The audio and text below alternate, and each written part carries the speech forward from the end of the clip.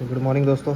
आज हम फिर आ गए हैं एक नए वीडियो के साथ और नया रिवीजन करने के लिए।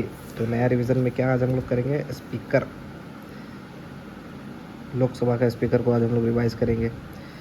तो आप सबको हैरानी होगी कि ये छोटा सा पेज क्यों लिया है मैंने। ये छोटा सा पेज लेने का भी एक रीज़न है। क्या रीज़न है वो भी मैं आपको बताता हूँ। रीज़न ये है कि हमारा जितना भी रिवीजन होगा स्पीकर का वो सारा इसी पेज में आ जाना चाहिए। इससे क्या होगा कि आपको शॉर्ट नोट बनाने का एक आइडिया लग जाएगा।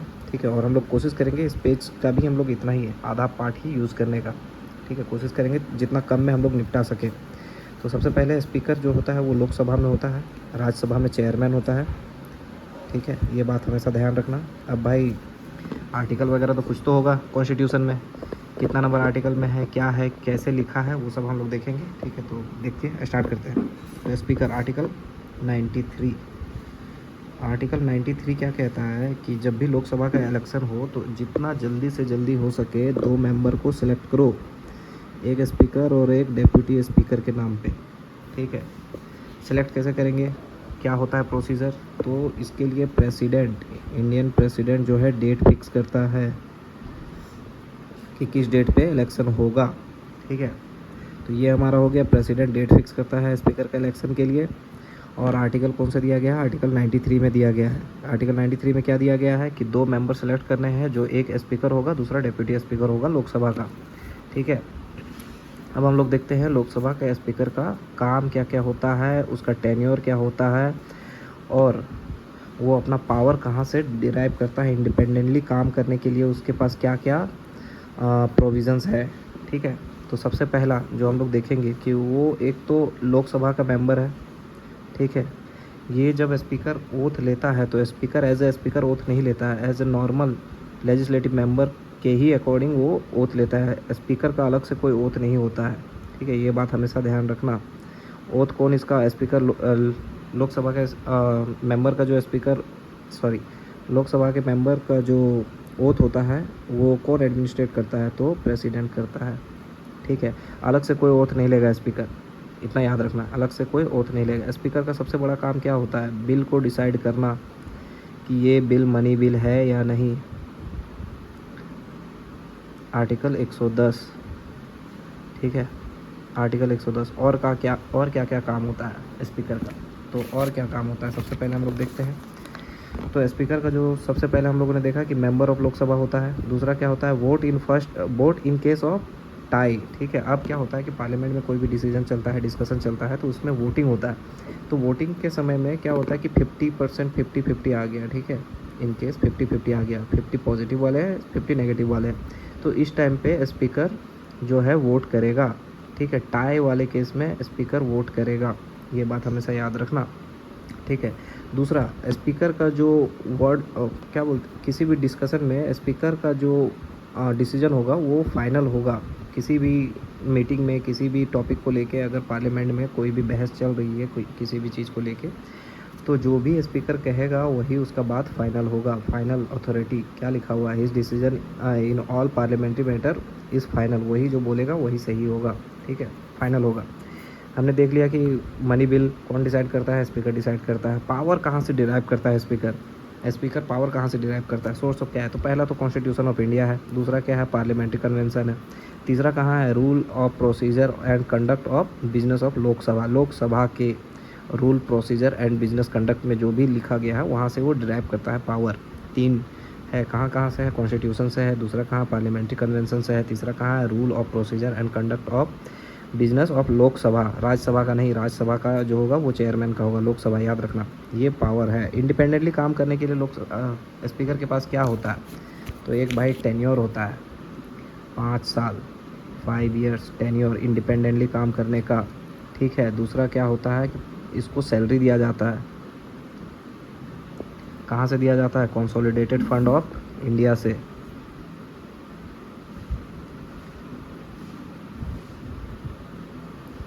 कंसोलिडेटेड फंड ऑफ इंडिया से। ठीक है, तो ये हम लोगों ने अभी पेज अभी इसको साइड रखते हैं, उसके बाद फिर देखते हैं। पावर हम लोगों ने देख लिया कहाँ से है, इंडिपेंडेंटली काम करने के लिए उसके पास क्या क्या है, सैलरी दिया जाता है, टेन्योर है उसके पास।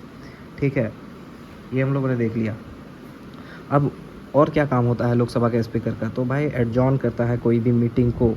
ठीक है। मीटिंग का एडजॉर्न करने का क्या मतलब है कि अगर कोई मीटिंग चल रहा है, इन बिटवीन अगर उसको ब्रेक चाहिए, ब्रेक लगाना हो उस मीटिंग में, तो एडजॉर्न डेट और टाइम के साथ, अगर डेट और टाइम के साथ एडजॉर्न नहीं करता है तो उसमें एडजॉर्न सिन डे लिखा जाता है। ठीक है, SINDE तो उसमें क्या होता है कि किसी भी कितना भी समय के लिए वो मीटिंग को वो स्थगित कर दिया जाता है, रोक दिया जाता है। ठीक है, और अगर डेट और टाइम मेंशन है तो सिर्फ एडजॉर्न। ठीक है। जॉइंट सीटिंग का जो प्रिसाइड करता है वो स्पीकर होता है। हालांकि ये प्रेसिडेंट के द्वारा जॉइंट सीटिंग को बुलाया जाता है। ठीक है, आर्टिकल क्या होगा ये आप हमको मेंशन करके बताएंगे, जॉइंट सीटिंग का आर्टिकल कौन सा है। ठीक है, ये या फिर कमेंट में मैं आपको मेंशन कर दूंगा, बट कोशिश कीजिए आप बताने का। जॉइंट सीटिंग को प्रिसाइड कौन करता है? लोकसभा का स्पीकर। जॉइंट सीटिंग को लोकसभा का स्पीकर प्रिसाइड करता है, अपॉइंट करता है। अपॉइंटमेंट का काम है, क्या अपॉइंटमेंट का काम है? पार्लियामेंट्री कमेटी, जितने भी पार्लियामेंट्री कमेटी होंगे कौन अपॉइंट करेगा? लोकसभा का स्पीकर अपॉइंट करेगा। ठीक है, और क्या होता है? तो भाई लोकसभा का स्पीकर चेयरमैन होता है। किसका चेयरमैन होता है? ऑल पार्लियामेंट्री ग्रुप, पार्लियामेंट के जितने भी ग्रुप है उसका चेयरमैन कौन होगा? स्पीकर होगा, लोकसभा का स्पीकर होगा। उसके बाद और क्या होता है? बिजनेस एडवाइजरी कमेटी का भी चेयरमैन कौन होगा? स्पीकर होगा। बिजनेस एडवाइजरी कमेटी का स्पीकर चेयरमैन कौन होगा? तो लोकसभा का स्पीकर होगा। Final interpreter of the constitution, constitution का किसी भी क्लॉज को लेके अगर किसी भी तरह का डिबेट चल रहा है तो फाइनल इंटरप्रेटर कौन होगा? लोकसभा का स्पीकर होगा। वो जो कहेगा वही सही होगा। ठीक है, उसके बाद किसी भी मेंबर को डिस्क्वालीफाई करना है, अगर लोकसभा के मेंबर को डिस्क्वालीफाई करना है तो उसका अगर क्वेश्चन आएगा तो वो कौन डिसाइड करेगा? किस टाइप का डिसीजन होगा? तो वो लोकसभा के स्पीकर ही करेगा, उसको कोई कमेटी वगैरह नहीं, वो डिसाइड करेगा लोकसभा के स्पीकर। कोरम मेंटेन करना होता है लोकसभा में, जितना भी होता है मेंबर उसका 1/10 कोरम मेंटेन करना है। किसका काम? लोकसभा के स्पीकर का काम है। ठीक है, हम लोगों ने देख लिया टेन्योर। ठीक है, अब लोकसभा स्पीकर का जो है ऑफिस कब खाली हो सकता है? जब टेन्योर ख़त्म हो जाए। ठीक है, एक तो टेन्योर जब 5 साल पूरा हो जाएगा। इसका कहने का मतलब ये है कि जब तक लोकसभा चलता है तब तक लोकसभा स्पीकर उस लोकसभा के प्रिसाइडिंग ऑफिसर रहते हैं। जब लोकसभा ख़त्म हो जाता है, till the life of Lok Sabha जब डिसॉल्व हो जाता है तो फिर वो भी अपना रिज़ाइन डाल देते हैं या फिर उनका भी कार्यकाल ख़त्म हो जाता है। रेजिग्नेशन कभी भी वो प्रेसिडेंट को नहीं देगा। लोकसभा का स्पीकर जो है रेजिग्नेशन कभी भी प्रेसिडेंट को नहीं देगा। तो भाई किसको देगा? डेप्यूटी स्पीकर को देगा।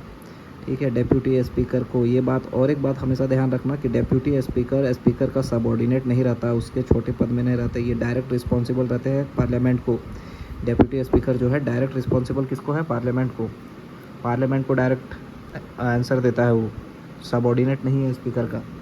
ठीक है, उसके बाद क्या आता है कि cease to be a member of Lok Sabha. जब स्पीकर जो है अपना सदस्यता खो देता है, लोकसभा का जो सदस्यता है उनका वो खो देता है, तो फिर वो स्पीकर भी नहीं रहता है। अपना सदस्यता खोने का मतलब है कि वो स्पीकर कैसे रह सकता है। ठीक है, और एक समय कब खाली हो सकता है स्पीकर का? तो रिजोल्यूशन, ये वाला हम लोग अलग से करेंगे। उससे पहले हम लोग एक बार फिर से हम लोग देख लेते हैं कि हम लोगों ने क्या क्या पढ़ा। आर्टिकल 93 लोकसभा का स्पीकर और डिप्यूटी स्पीकर चुनने के लिए बोलता है। किसको बोलता है? कि मेंबर को, अमॉन्ग द मेंबर। ठीक है, अमॉन्ग द मेंबर में से 2 मेंबर चूज़ करने हैं, जो एक स्पीकर होगा, दूसरा डिप्यूटी स्पीकर होगा। लोकसभा स्पीकर का पावर कहाँ से डिराइव होता है? तो पावर 3 जगह से डिराइव होता है। एक कॉन्स्टिट्यूशन ऑफ इंडिया से, दूसरा पार्लियामेंट्री कन्वेंशन से, तीसरा कहाँ से होता है? तीसरा होता है rule of procedure and conduct of business of Lok Sabha. Lok Sabha का याद रखना, क्योंकि चेयरमैन जो है ड्राइव करता है राज्यसभा के रूल प्रोसीजर से। ठीक है, तो लोकसभा के मेंबर्स। ठीक है, उसके बाद एडजॉर्न करता है किसी भी मीटिंग को। एडजॉर्न करने का पावर किसके पास है? स्पीकर के पास है। जॉइंट सीटिंग को कौन प्रिसाइड करेगा? स्पीकर करेगा। ठीक है, सीक्रेट मीटिंग भी बुलाएगा अगर तो लोकसभा के स्पीकर ही बुलाएगा। ठीक है, ये बात भी ध्यान रखना, ये बात यहाँ मेंशन मैंने नहीं कर रखा है, बट सीक्रेट मीटिंग भी अगर बुलाएगा तो लोकसभा के स्पीकर ही बुलाएगा। उसके बाद पार्लियामेंट्री कमेटी कौन अपॉइंट करता है? लोकसभा के स्पीकर अपॉइंट करता है। स्पीकर क्या करेगा? पार्लियामेंट्री कमेटी अपॉइंट करेगा। चेयरमैन, पार्लियामेंट्री के जितने भी ग्रुप होंगे उसके चेयरमैन कौन होगा? लोकसभा का स्पीकर होगा। ठीक है, लोकसभा का स्पीकर चेयरमैन होगा। उसके बाद business advisory committee, business advisory committee का भी चेयरमैन कौन होगा? स्पीकर होगा। बार बार मैं कह रहा हूँ याद करने के लिए। उसके बाद क्या लिखा? Final interpreter of the constitution. Constitution का कोई भी क्लॉज को लेके अगर किसी भी तरह का बहस चल रहा है तो उसका फाइनल वर्डिक्ट कौन देगा? कॉन्स्टिट्यूशन का। तो स्पीकर देगा। डिस्क्वालिफिकेशन ऑफ मेंबर का क्वेश्चन अगर किसी भी तरह का हो तो कौन डिसाइड करेगा? स्पीकर डिसाइड करेगा।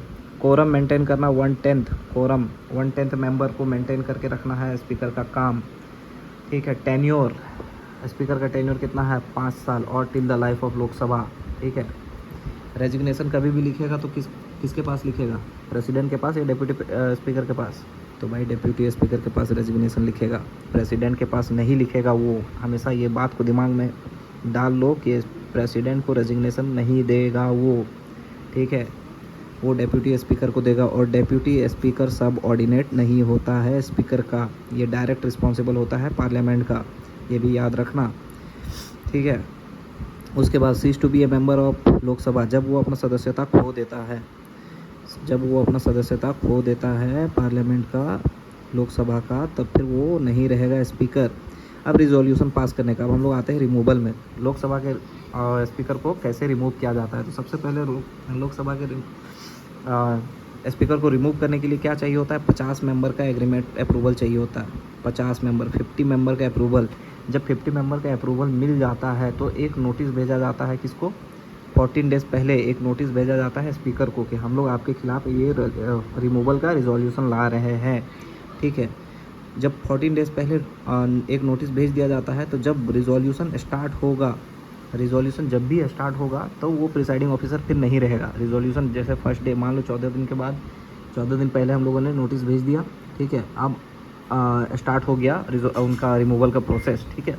रिमूवल का प्रोसेस जैसे ही स्टार्ट होता है तो वो स्पीकर जो है वो प्रिसाइडिंग, वो स्पीकर नहीं रहता है, वो फिर एक नॉर्मल एक लेजिस्लेटिव मेंबर बन जाते हैं, ठीक है। और लेजिस्लेटिव मेंबर बन जाते हैं उस टाइम पे क्या होता है? उनके पास वोटिंग राइट रहता है। फर्स्ट इंस्टेंट में वोट कर सकते हैं वो, फिर टाई वाले केस में वोट नहीं करेंगे। वो मीटिंग में प्रेजेंट हो सकते हैं, हाँ हो सकते हैं, बिल्कुल हो सकते हैं, ठीक है। फर्स्ट इंस्टेंट में वोट कर सकते हैं और मीटिंग में भी प्रेजेंट हो सकते हैं, ठीक है। यह है रिमूवल का प्रोसेस। अब इसको रिमूव करने के लिए कितने मेंबर का अप्रूवल चाहिए होता है, वोट चाहिए होता है? तो भाई इफ़ेक्टिव मेजोरिटी का चाहिए होगा। इफ़ेक्टिव मेजोरिटी का मतलब क्या होता है कि मान लो लोकसभा के 550 मेंबर है लोकसभा में, ठीक है। यहाँ पर हम लोग करते हैं, मान लो 550 है, जिसमें से 10 एब्सेंट है और 5 जो है रिज़ाइन डाल चुके हैं, तो इफ़ेक्टिव मेंबर कितना होगा? तो सिर्फ इफ़ेक्टिव मेंबर ये सारे होंगे। हाँ, इसमें कितना बच गया? 10 तो एब्सेंट है, नहीं आ रहा है, लेकिन है मेंबर है, 10 मेंबर है लेकिन आ नहीं रहे हैं, ये तो छोड़ के ही चले गए हैं। तो 545 होंगे इफ़ेक्टिव मेंबर।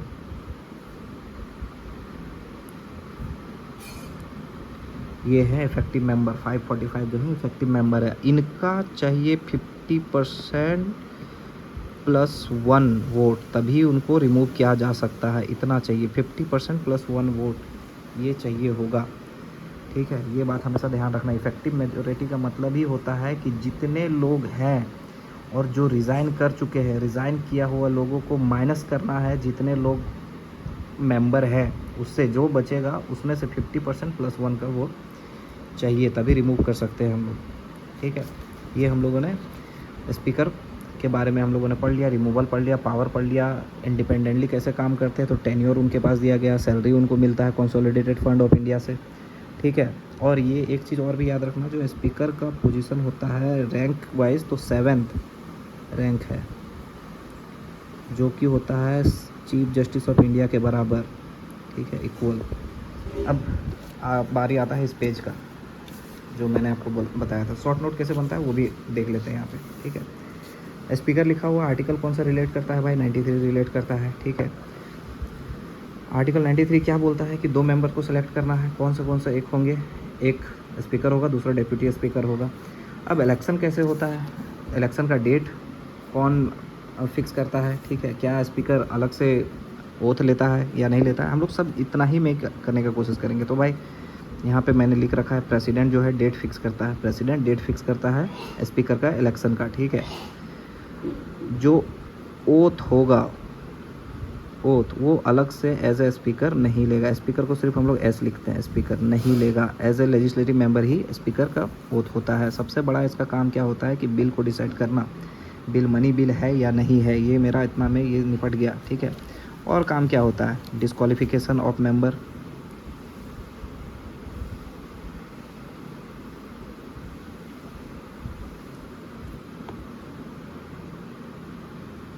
मेंबर कौन डिसाइड करेगा, स्पीकर डिसाइड करेगा, टिक लगा दो बस, ठीक है। टेन्योर 5 ईयर, ठीक है। तो हम लोगों ने इतना कर लिया। उसके बाद फिर पावर कहाँ से डिराइव करता है, पावर लिखो, कॉन्स्टिट्यूशन लिखो, एक हो गया, पार्लियामेंट लिखो दूसरा, छोटा छोटा लिखो कि तुमको बस पता चल जाएगा। पार्लियामेंट का मतलब मेरा सिर्फ मैं इतना ही लिखूँ तो मुझे पता चला, कन्वेंशन, इतना मुझे पता चल गया, ठीक है। इतना में मुझे पता चल गया कि पार्लियामेंट्री कन्वेंशन लिखना। अब यहाँ पे क्या होता है, rule procedure and conduct of business of Lok Sabha, ठीक है। ये 3 जगह से वो पावर डिराइव करता है, ठीक है। ये हम लोगों ने हो गया। और क्या होता है, चेयरमैन होता है, chairman of business advisory committee. उसके बाद यहीं पर लिखो, ऐसे ऐसे लाइन बना दो, ऐसे घर बनाओ, ठीक है। इस टाइप का घर बनाओ ताकि पेज जितना ज़्यादा से ज़्यादा आप यूटिलाइज़ कर सको, छोटा से छोटा, जितना छोटा लिखोगे, जितना पेज को यूटिलाइज़ करोगे, उतना आपके दिमाग में बात बैठेगा, ठीक है। यहाँ पर और क्या होता है, चेयरमैन होता है। चेयरमैन किसका होता है, तो भाई जितना भी पार्लियामेंट्री ग्रुप होता है, पार्लियामेंट ग्रुप का चेयरमैन होता है वो, ठीक है।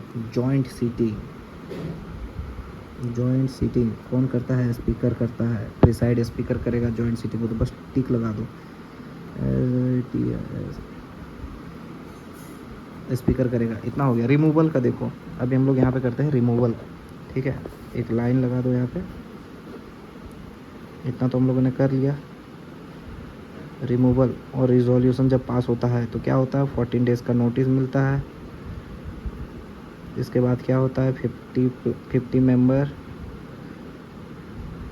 अप्रूवल चाहिए, टिक लगा दिया मैंने, 50 मेंबर का अप्रूवल मिल गया। इफेक्टिव मेजोरिटी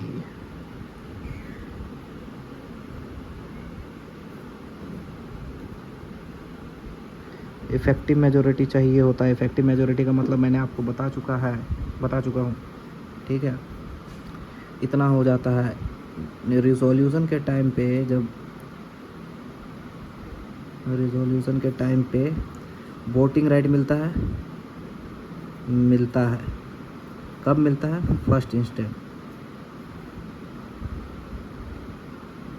में मिलता है, ठीक है। टाई के केस में नहीं मिलेगा, जब टाई होगा तो नहीं मिलेगा, ठीक है। मीटिंग में तो प्रेजेंट हो ही सकता है भाई, जब वोट कर रहा है तो मीटिंग में तो प्रेजेंट हो ही सकता है, ठीक है। इतना हो गया ये सब, ठीक है। हम लोगों ने देख लिया कि रिजोल्यूशन के लिए 14 डेज़ पहले एक नोटिस दिया जाता है। नोटिस में इंटेंशन का 14 डेज़ भी लिखोगे तो पता चल ही जाएगा यार, 14 दिन पहले। 50 मेंबर का अप्रूवल चाहिए, इफेक्टिव मेजोरिटी से उसको वोट करके उसको हटाया जा सकता है, ठीक है। रिजोल्यूशन जब पास होता है तो वोटिंग राइट मिलता है, एज ए नॉर्मल मेंबर मिलता है उसको। लेजिस्लेटिव मेंबर फर्स्ट इंस्टेंस में वोट कर सकते हैं, टाई वाले केस में नहीं कर सकते हैं। देखो अब हमारा क्या होगा, स्पीकर इतना में ख़त्म हो गया, ठीक है। हमें पता है अब जो भी क्वेश्चन है यूपीएससी से रिलेटेड, जितना भी क्वेश्चन है, आप इतना से ही कोशिश करो सॉल्व करने का। अगर मेंस में भी क्वेश्चन आता है तो एटलीस्ट आपको ये तो पता है कि आर्टिकल कौन सा में दिया गया है, स्पीकर क्या करता है, जॉइंट सीटिंग को करता है। आप ये भी मेंशन कर सकते हो, मनी बिल को डिसाइड करता है। इसका एक और काम आप ऐड कर सकते हो कि पार्लियामेंट में जितना भी डिस्कशन होगा यही फाइनल अथॉरिटी रहेगा, फाइनल जो अपना वर्डिक्ट देगा कि अगर डिसीजन सही है या गलत है, जो भी चल रहा है फाइनल रहेगा। कॉन्स्टिट्यूशन का जो है फाइनल इंटरप्रेटर कौन है, स्पीकर ही है, ठीक है। जब लास्ट में आप किसी भी चीज़ को ऐड करते हो, जैसे कंक्लूजन लिखना है, तो भाई ये रिज़ाइन जब देगा तो डेप्यूटी स्पीकर को देगा। डेप्यूटी स्पीकर हम लोगों ने कहाँ लिख रखा है, नहीं लिख रखा है, देखो रेजिग्नेशन का नहीं लिख रखा है, तो हम लोगों ने यहाँ कर देना है। रिज़ाइन जब डालना है तो किसको डालना है, डेप्यूटी स्पीकर को डालेगा, ठीक है। उसके बाद अब भाई एज वगैरह का तो मेंशन नहीं है, लेकिन आप इतना कॉमन सेंस लगा सकते हो कि लोकसभा का मेंबर होने के लिए जो एज रिक्वायर्ड है वो 30 इयर्स, ठीक है। 30 इयर्स होना चाहिए उसको। मेंबर ऑफ इंडिया का सिटीजन होना चाहिए, कोई ऑफिस ऑफ प्रॉफिट नहीं होना चाहिए, ठीक है। वही मेंबर लोकसभा का स्पीकर बन सकता है क्वालिफिकेशन के लिए। मैंने आपको ये सब बताया।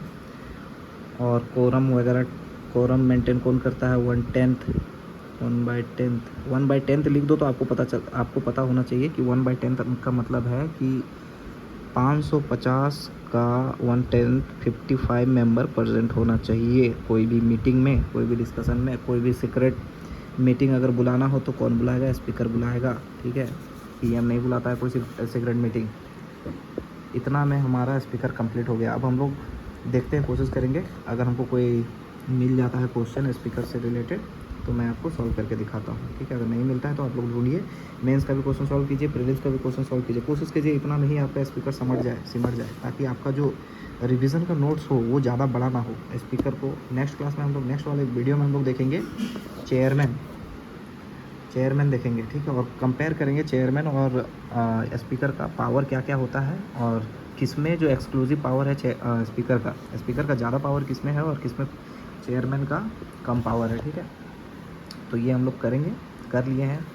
स्पीकर याद हो जाना चाहिए, ठीक है। जॉइंट सीटिंग का आप लोग मुझे कमेंट में बताइए कि जॉइंट सीटिंग का आर्टिकल कितना है, ठीक है। जॉइंट सीटिंग तो ऐसे मेंशन किया जाता है प्रेसिडेंट द्वारा, लेकिन आर्टिकल कौन सा है वो आप मुझे बताइए। तो इतना में हमारा सारा स्पीकर ख़त्म हो गया। आप क्वेश्चन ढूंढिए और बनाइए। मुझे मिला तो मैं मेंशन कर दूंगा, नहीं मिला तो फिर भाई आप ढूंढिए और मेंशन कीजिए। वैसे तो यूपीएससी में क्वेश्चन पूछता है, रिमूवल को लेकर क्वेश्चन पूछा हुआ है कि इसमें जब रिमूव किया जाता है स्पीकर को तो वोटिंग राइट मिलता है कि नहीं। हाँ मिलता है भाई, वोटिंग राइट मिलता है, लेकिन फर्स्ट इंस्टेंस में मिलता है। As a normal legislative member के टाई के केस में नहीं मिलता है, ये बात याद रखना, ठीक है। बार बार रिमूवल से क्वेश्चन पूछा जाता है। आर्टिकल मैंने आपको बता दिया, ठीक है।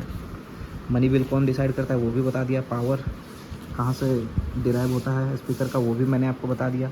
3 जगह है, कॉन्स्टिट्यूशन है, पार्लियामेंट्री कन्वेंशन है और बिजनेस कंडक्ट ऑफ लोकसभा, ठीक है। जॉइंट सीटिंग कौन ये डिसाइड करता है? तो स्पीकर करता है। ये सारे मैंने आपको बता दिए। अब मिलते हैं अगली वीडियो में, तब तक के लिए ऐसे ही छोटे छोटे नोट्स बनाइए और कोशिश कीजिए रफ पेज, इस तरह का रफ पेज ढूंढने का, ठीक है। रफ पेज में ढूंढने से क्या होगा कि आप जैसे छोटा छोटा लिखना शुरू करते हो, ठीक है, छोटी छोटी, जैसे मैंने प्रेसिडेंट को पीडी लिखा है, स्पीकर को मैं सिर्फ एस मेंशन करता हूँ। आर्टिकल मैंने 93 लिख लिया। आर्टिकल 93 में मैंने क्या क्या देखा कि 2 मेंबर को सिलेक्ट करना होता है, स्पीकर और डेप्यूटी स्पीकर। मनी बिल लिखा है 110, कौन डिसाइड करता है? स्पीकर, ठीक है। ये मनी बिल है कि नहीं। Oath as a normal legislative member लेता है, ठीक है, अलग से स्पीकर का ओथ नहीं लेता है वो। क्वालिफिकेशन डिसक्वालिफिकेशन ऑफ मेंबर कौन डिसाइड करता है क्वेश्चन में? तो स्पीकर डिसाइड करता है। सारा मैंने बता दिया। यहाँ पे टेन्योर 5 साल का है। पावर कहाँ से डिराइव करता है? 3 जगह से करता है, मैंने अभी बताया, ठीक है। चेयरमैन, ये देखो मुझे याद करने का, देखो कैसे मैंने याद किया है। चेयरमैन लिखा है, ये BAC क्या है? बिजनेस एडवाइजरी कमेटी, ठीक है, ये है बिजनेस एडवाइजरी कमेटी। तो बस ऐसे छोटा छोटा लिखना जिसमें आपको याद हो जाना चाहिए, आपके दिमाग में रिकॉल होते रहना चाहिए ये सब छोटा छोटा वर्ड, ठीक है। ताकि आप जैसे ही अपना आंसर लिखने बैठो तो भाई स्पीकर का अगर मान लो मेंस का आंसर लिख रहे हो तो आप ये तो मेंशन कर सकते हो ना कि आर्टिकल 93 में है क्या क्या काम करता है, क्या क्या नहीं करता है, रिजाइनेशन किसको डालता है, ठीक है। अगर रिजोल्यूशन पास होता है तो फिर उसका काम क्या हो जाता है, इस तरह में आप मेंशन कर सकते हो। तो इतना में मेरा हो गया। तो रफ पेज इसलिए मैं आपको प्रीफर करता हूँ कि आप रफ पेज में, बर्बाद क्यों करना है यार पेज, छोटे छोटे पेज में लिखो। चलो आज के लिए इतना काफ़ी है, मिलते हैं अगले वीडियो में। चेयरमैन और स्पीकर को कंपेयर करेंगे। पहले हम लोग देखेंगे चेयरमैन का इलेक्शन का प्रोसेस क्या है, चेयरमैन कौन होता है, ठीक है, पावर क्या क्या है। उसके बाद हम लोग देखेंगे स्पीकर और चेयरमैन में डिफरेंस, ठीक है। आज के लिए इतना काफ़ी है, मिलते हैं अगली वीडियो में।